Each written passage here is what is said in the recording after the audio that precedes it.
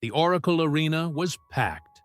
Fans in blue and gold shouted as Stephen Curry, with his modest 6'3" frame, walked to the center of the court.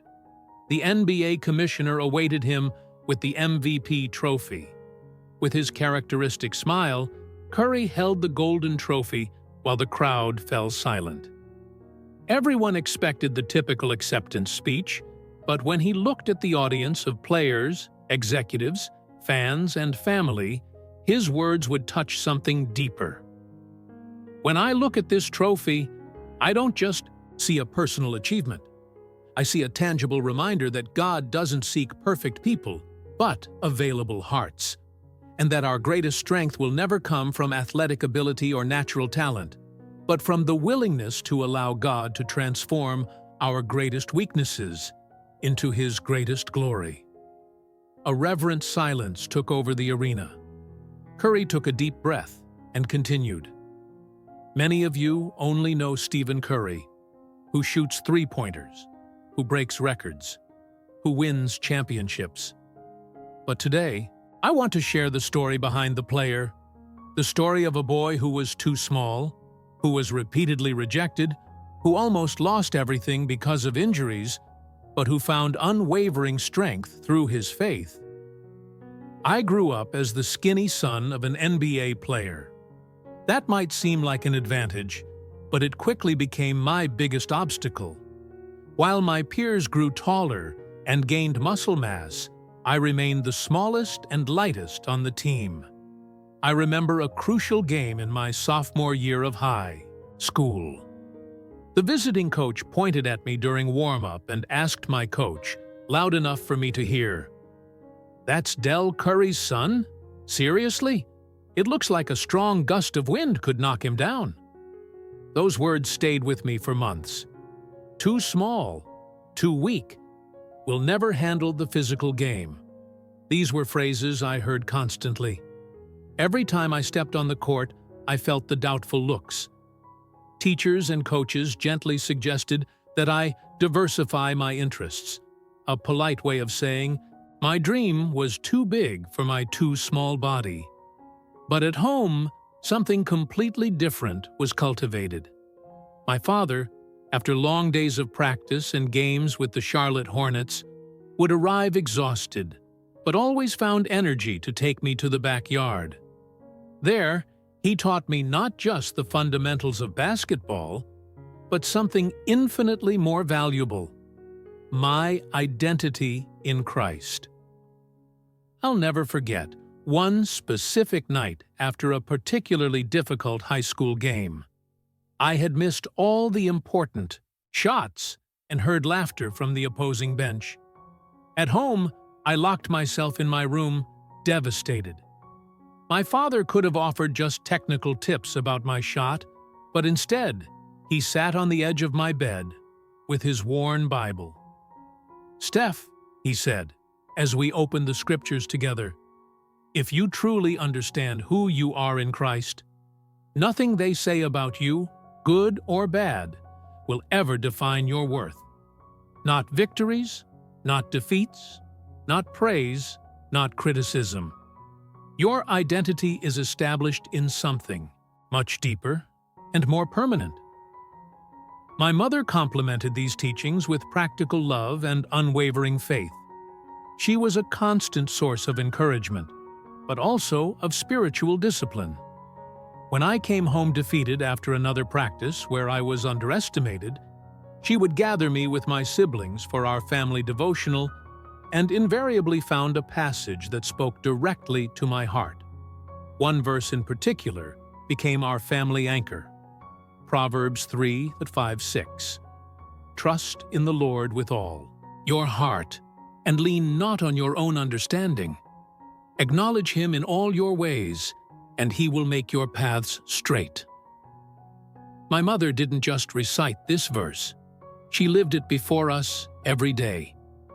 It was in these moments, between shot after shot in our backyard, during family devotionals at the dinner table, in prayers before bed, that I learned the truth that would sustain my entire career. God doesn't call the equipped, but equips the called. My father taught me that talent without work is just wasted potential, but work without divine purpose is just activity without meaning. Each shot I practiced tirelessly in the backyard, often until well after dark, wasn't just a physical exercise, it was an act of faith, a silent declaration that I trusted in something greater than the visible statistics or the limitations others saw in me. At 13 years old, I wrote in my journal a seemingly impossible goal. I will be an NBA player. Below, I added, for the glory of God. I didn't fully understand what that meant at the time, but those words planted a seed that would continue growing over the following years.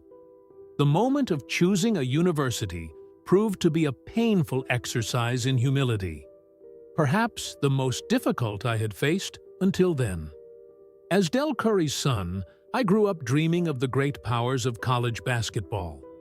Duke, North Carolina, Virginia, schools that had shown interest in my father decades before. The reality was brutally different. Virginia Tech, my father's alma mater where he had built his legacy, offered me only a walk-on position, without a scholarship. Coach Seth Greenberg told me directly that I would need a year to develop my physique before I could contribute significantly. Duke and North Carolina, dreams I had nurtured since I learned to dribble, barely looked in my direction. Coach K, a legend I idolized, didn't see enough potential to even offer me an official campus visit. Each politely written letter, each diplomatically conducted phone call seemed to confirm what critics had always said. I wasn't material for high-level basketball. It was as if all the work, all the practice hours, all the dedication weren't enough to overcome the perception that I was simply too small, too weak. I vividly remember that night after receiving the final rejection. Alone in my room, tears silently streaming down my face, I questioned God with that raw honesty that only emerges in the most desperate moments.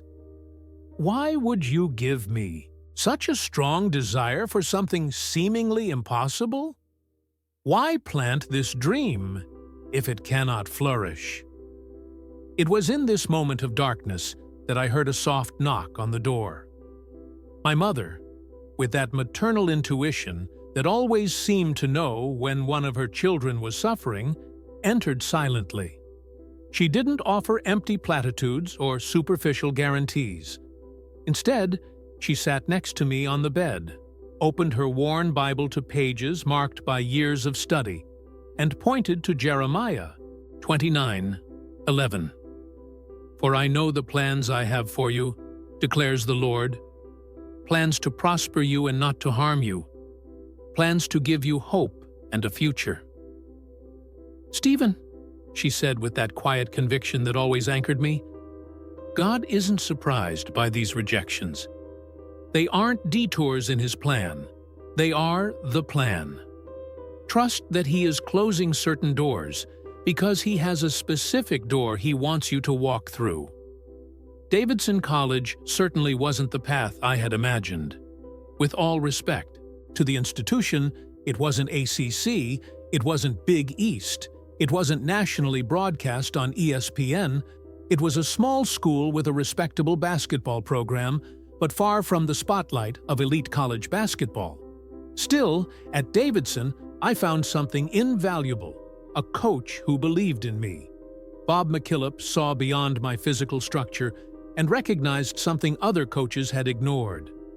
I'm not recruiting what you are today, he told me during my campus visit. I'm recruiting who I know you can become. And it was there, away from the spotlight of the major universities, that I received the space and opportunity to flourish, to develop my game without the overwhelming pressure of national expectations. It was the perfect definition of Romans 8:28. All things work together for good to those who love God. The NCAA tournament of 2008 transformed into the stage of my first great public manifestation of faith. Nobody gave our small Davidson a chance against the basketball powerhouses. We were invariably the underdogs, the Davids facing a succession of Goliaths. Before each decisive game, while anxiety threatened to consume me, I developed a ritual that I maintain to this day. I would find a quiet corner of the locker room, briefly kneel, and whisper Philippians 4:13. I can do all things through him who strengthens me. It wasn't a magical guarantee of victory. It was a complete surrender to a higher purpose. I wasn't playing to prove others wrong about me. I was playing to glorify the one who created me exactly as I was, with my specific strengths and limitations. And when the shots started falling, one after another, it wasn't just technique refined by countless hours of practice. It was the fruit of trust in something greater than myself, greater than the game, greater than any human expectation. The world began to notice the boy who was too small, who suddenly seemed too big to be contained by any defense.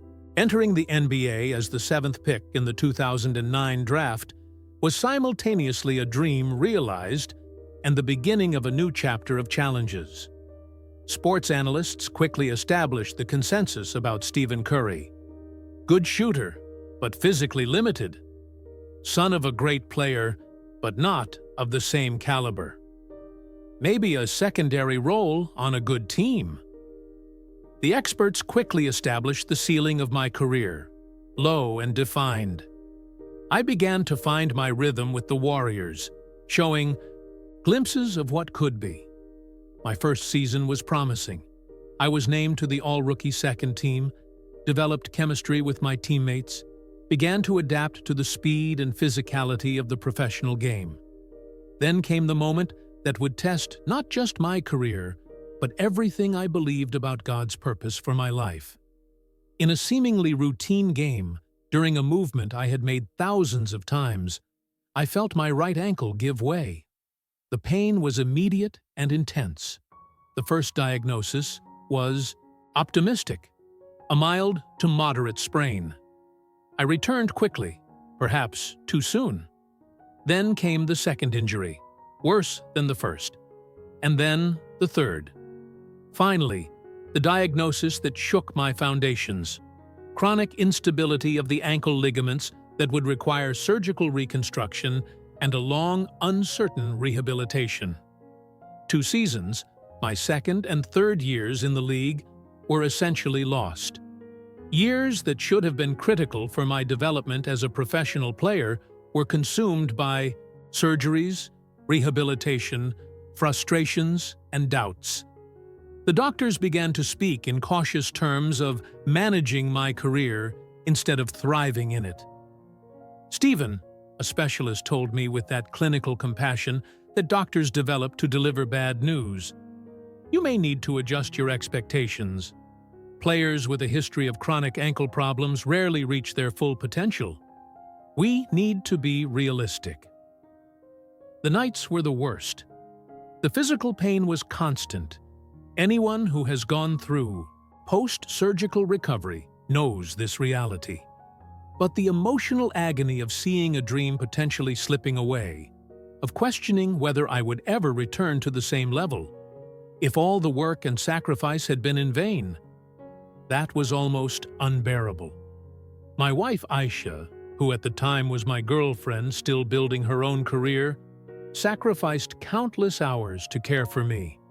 She found me many times on my knees beside the bed, not just because of the difficulty of getting into bed with an immobilized ankle, but because I was literally on my knees, not only praying for physical healing, but struggling to accept the possibility of a different path than I had imagined. It was during this period, perhaps the darkest valley of my career, that I began to write, "I can do all things," on my shoes. It wasn't a commercial slogan or a superstition to bring luck. It was a cry from the heart, a constant reminder that my journey wasn't in my fragile hands, but in the hands of the Creator. In one of the most difficult moments of my rehabilitation, when it seemed I wasn't making progress, my pastor visited me at the training center. Instead of just offering generic encouragement, he opened the Bible to 2 Corinthians 12, where Paul talks about his own thorn in the flesh. I learned the meaning of 2 Corinthians 12, 9-10 in a visceral way. My grace is sufficient for you, for my power is made perfect in weakness. Paul continues, therefore, I will boast all the more gladly about my weaknesses, so that Christ's power may rest on me. For when I am weak, then I am strong. Each painful rehabilitation session transformed from an exercise in frustration to an opportunity for surrender. Each setback, instead of feeding despair, became an exercise in renewed trust. I began to see my ankles not just as the source of my greatest physical weakness, but potentially as the catalyst for my greatest spiritual strength. When I finally returned to the courts without pain, when I began to play with renewed freedom after 2 seasons in the shadows, something had fundamentally changed in me. It wasn't just my ankle that was transformed, it was my complete perspective on the game and my purpose in it. Every movement, every shot, every victory carried a deep awareness that simply didn't exist before the injuries. None of this was guaranteed. Everything was grace. Each game was a gift, not a right. Each minute on the court was an opportunity, not an obligation. Success began to come in measures that no one, especially those analysts who had defined my ceiling in the early years, could have predicted. NBA championships, 3-point shooting records that redefined what was thought possible in the game. And now, this MVP trophy. The boy who was too small, too weak, who was rejected by the major universities, who almost had his career ended by injuries, was breaking the limits of what everyone thought was possible in basketball. People often ask me about the pressure of playing at the highest level, the decisive shots in the final seconds, the expectations of a nation of fans, the responsibility of leading a franchise. They ask how I maintain calm in the most tense moments, when everything is at stake. The truth is profoundly simple, although it has taken my entire life to truly comprehend it. When you understand that your value isn't in the shots made or missed, when you see each game as an opportunity to express gratitude instead of proving your worth, when you play for an audience of one instead of for the approval of millions, the earthly pressure diminishes considerably. It's not that I don't care about wins or losses. I care intensely. I work tirelessly to perfect myself.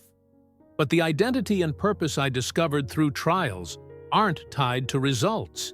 Each point I score, each assist I distribute, each victory we celebrate as a team isn't primarily for my personal glory or ego satisfaction, but an opportunity to point to the one who made everything possible.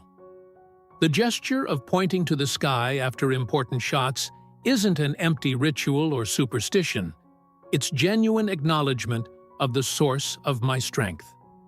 Looking back, I'm deeply grateful for every university that rejected me, for every analyst who doubted my potential, for every injury that forced me to the sidelines when all I wanted was to be on the court. Not because they were pleasant experiences, they certainly weren't, but because each disappointment, each obstacle, each moment of pain taught me the most important truth I've ever learned. Our greatest limitations often become the stage for God's greatest miracles. I'll never forget the day I returned to the game after my second surgery. A young man approached me after practice. He wore an orthopedic boot, the result of an injury similar to mine. With tears in his eyes, he said, "Seeing you overcome this gives me hope that I can overcome it too." It was at that moment that I understood my struggles could have a purpose greater than my own development.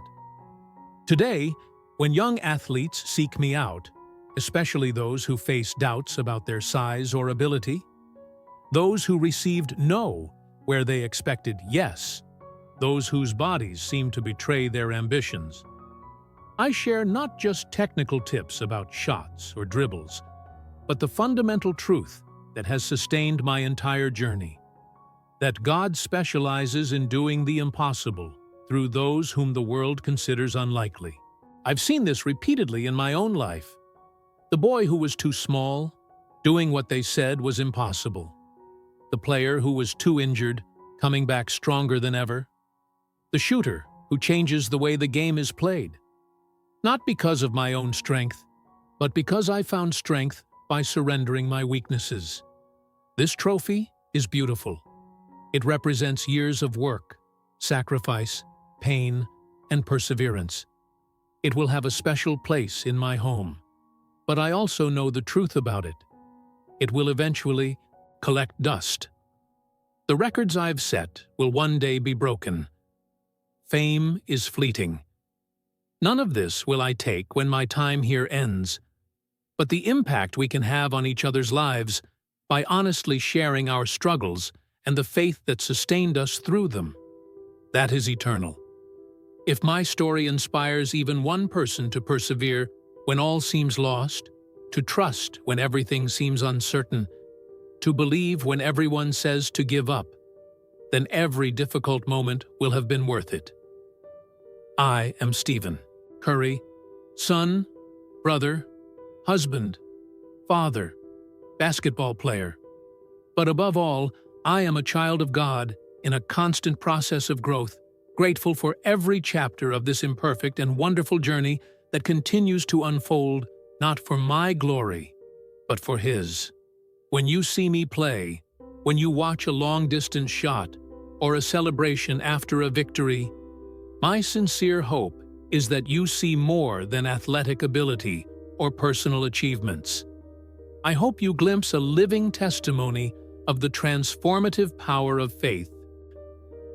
The truth that our greatest limitations can become, in God's hands, our greatest platforms to impact the world. I hope this story of faith, perseverance, and overcoming has touched your heart in some way.